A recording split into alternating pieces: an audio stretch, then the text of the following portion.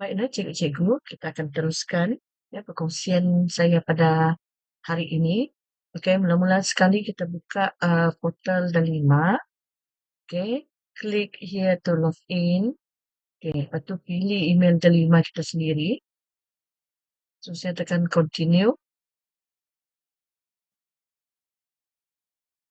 Okey, kita akan masuk kepada paparan Delima. Okey, cikgu di sini kita akan terus pergi kepada other apps. Okey. Sini kita akan jumpa Canva. Okey, cikgu klik Canva, kemudian kalau kena login, cikgu kena masukkan email lah. Ya, email Delima, kemudian masukkan password macam biasa. Okey. And then pada Canva for Education ini, ya, kita mendapat banyak fungsi pro, ya, di dalam akaun inilah, ya, secara percuma tanpa sebarang bayaran. Jadi ini adalah kelebihan di dalam Canva for Education.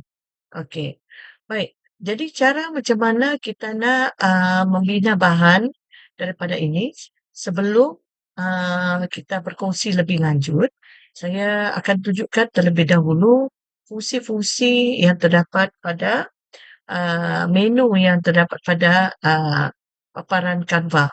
Okey. Baik, ini adalah paparan antaramuka Canva yang pertama sekali. Bila cikgu login, cikgu akan masuk. Nampak di sini, ya, projek yang telah pernah kita buat.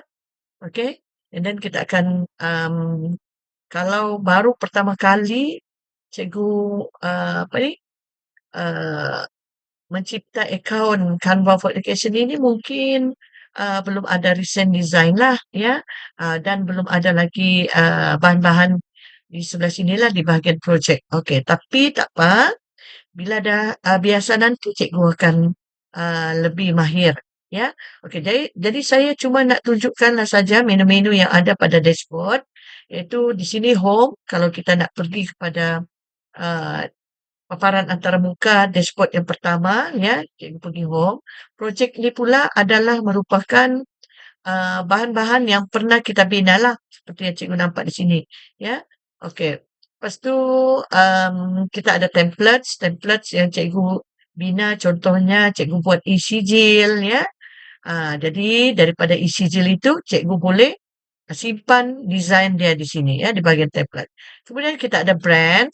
Brand ni pula kita akan simpan di sini kita ada brand kit di mana kita simpan logo sekolah. Okey. Contohnya logo sekolah, dan juga brand template ini adalah template yang kita bina untuk contohnya sijil tadi yang saya bagi tahu, kita simpan di sinilah, ya, jika ada. Okey, contohnya brand kit ini adalah logo untuk logo sekolah, ya. Kita masukkan di sini, kita boleh masukkan logo sekolah. Okey. Di sini, ya. Macam di sini saya dah masukkan logo sekolah. Okey. Ya. Jadi biasanya ahli tim kita juga boleh juga download lah logo atau rencana sekolah mereka masing-masing. Okey, baik. Di sini kita boleh juga di bahagian brand template ni kita boleh juga upload font, ya, masukkan font yang kita ada. Kita boleh masukkan juga color, kita boleh pilih color yang biasa kita guna. Okey, kita boleh masukkan foto dan kita boleh masukkan, ini adalah fungsi yang terbaru, kita boleh masukkan charts, ya, icons dan juga grafik. Itu kita boleh masukkanlah, ya, ke dalam kita di dalam brand kit ini. Okey, Canva AI ini pula adalah yang terbaru, fungsi terbaru tahun 2025 ni, di mana kita boleh mendapatkan banyak template ataupun bahan-bahan AI yang kita gunakan menggunakan Canva, ya. Jadi ini kita kena explore sendirilah, ya. Kita boleh explore, okey, untuk membina bahan-bahan bantu yang sesuai dengan kelas kita. Okey, baik. Seterusnya kita ada apps. Apps ini antaranya kita boleh membina macam contoh di sini dia bagi kita bina bahan, ya, contohnya kita nak bina QR atau kita nak bina formula, ya, ataupun kita nak bina lesson slide, ya, lesson slide boleh juga, tidak jadi masalah, ya. Okey.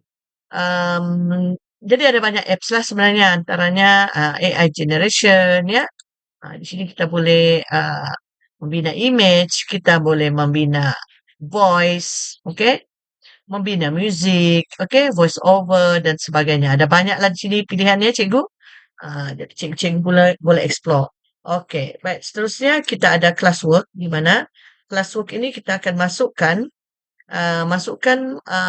murid kita lah ya di dalam sini and then nanti, grup akan nampaklah bahan-bahan yang kita bina di sini.